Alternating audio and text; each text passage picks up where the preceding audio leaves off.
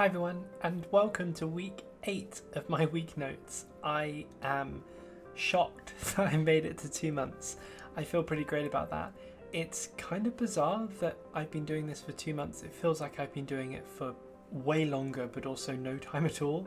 Anyway, let's get into it, I guess. Before we talk about this week, just a quick ask. If you're watching this on YouTube, if you can click the thumbs up icon and also subscribe if you're interested in this content. That will help YouTube know that actually that's something you're kind of interested in, and you'll see these videos which I do every week for my week, but also my other videos that I do, for example the one about how much money I have made as cluster consulting, which is some really interesting topics too. So those will be delivered straight to your inbox on YouTube if you click the thumbs up, subscribe and click the bell icon. Alright, let's get into this week.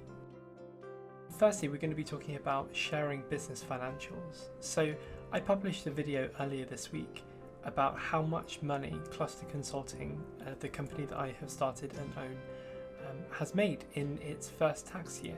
So we have only been a company for the last couple of weeks, so it's a bit cheaty because we haven't existed for terribly long. But I decided to share it anyway for a couple of reasons. Number one, because Cluster Consulting and the guiding principle behind starting this business was a hypothesis, and that hypothesis was to prove out whether it's possible to create a successful business whilst also sharing everything about this business radically and transparently as possible. So part of that is finances, right? It has to be, and we're at an opportunity now, given it's the end of the financial year in the UK, to be able to share that with you all. So that's what I decided to do. And nobody tells you that this stuff is really scary, and it was really scary. I put up a Twitter thread, I'll link to it below in the description if you're interested, that kind of breaks down each of the sections of how much money we've made and how we've gone about making that and what our plans are for this upcoming tax year.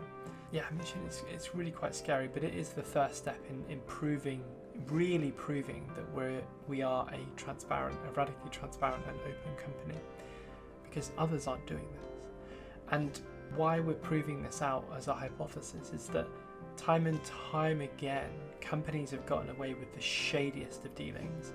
They obfuscate practices that they do, they negate telling the whole truth to lawmakers, to their customers, to their internal staff.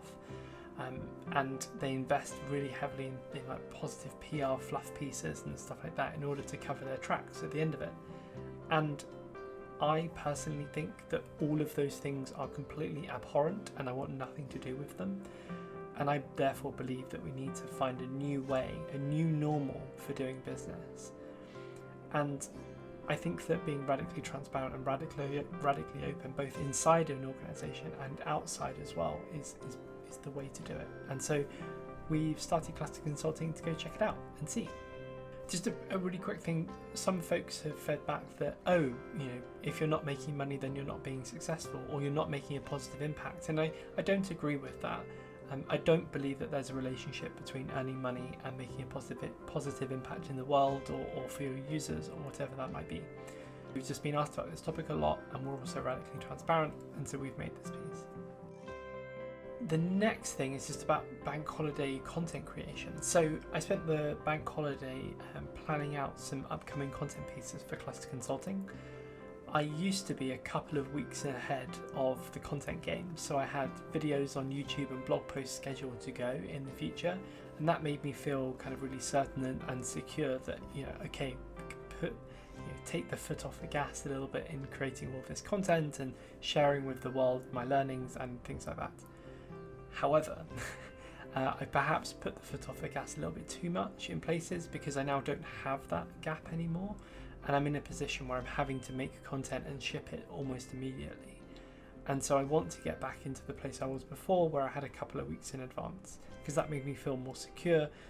Nobody's beating me over the head if I don't create YouTube videos and blog content and stuff like that. I am doing that for myself, but I just want to be in a position where I'm able to do that. I spent the bank holiday weekend, or part of the bank holiday weekend, a big part of the bank holiday weekend, mapping out what these upcoming content pieces might look like. a big part of that is an online course angle to it that I'm investigating at the moment. So we won't be sharing any more about that right now because it's not a fully fleshed out, it's basically not ready to share. It wouldn't be helpful to share it with anyone right now. But it will be talked about in future week notes and stuff like that. So make sure you're subscribed to the channel if you're interested. It's worth talking about, like, in general, creating a bit of a roadmap for content for this channel and for cluster consulting just made me feel like there was a weight off my shoulders, and it reminded me how great roadmaps are. Aren't they great?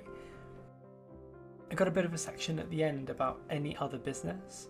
So there were lots of meetings this week. It was a short week because of the bank holiday, so no one was working on Monday, and so instead I'm working my 4-day week from Tuesday to Friday. And unfortunately, due to contractual reasons, I'm not able to talk about the meetings I was in at least not in any noticeable amount of detail that would be fun for people to read or engage with. But just know that some of the meetings were really, really interesting. Some of them were harder. The reasons why I found some of the other ones harder were that folks had their cameras off and they were muted for most of the session. And I find that quite difficult to kind of respond to and bounce off. I get a lot of my energy, I'm an introverted extrovert, so I get a lot of my energy from other people and also from time alone, since lockdown's actually been pretty great.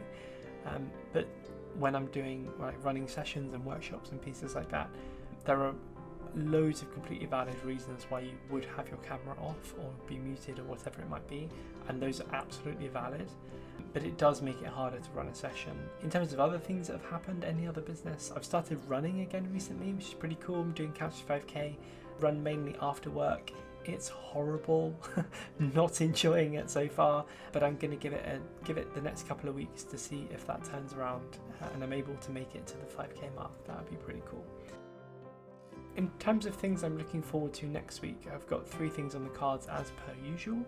Number 1, getting a draft of the first chapter together for this online course. Won't be ready to kind of have paying customers go through it, of course, at least not in a week. That would be pretty awesome, alongside also working with a client full-time, or nearly full-time. But instead, just having this draft that I'm able to shop around a few key people whose opinions I really trust and find valuable.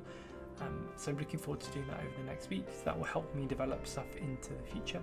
I'm also going to be investigating buying a mirrorless DSLR camera. Why mirrorless? Well, if you're using one of those really big cameras, but you're using it as a webcam, which is what I intend to do, to be able to share my video feed that you're watching now in like beautiful 4K quality. Who doesn't want to see my face in 4K quality?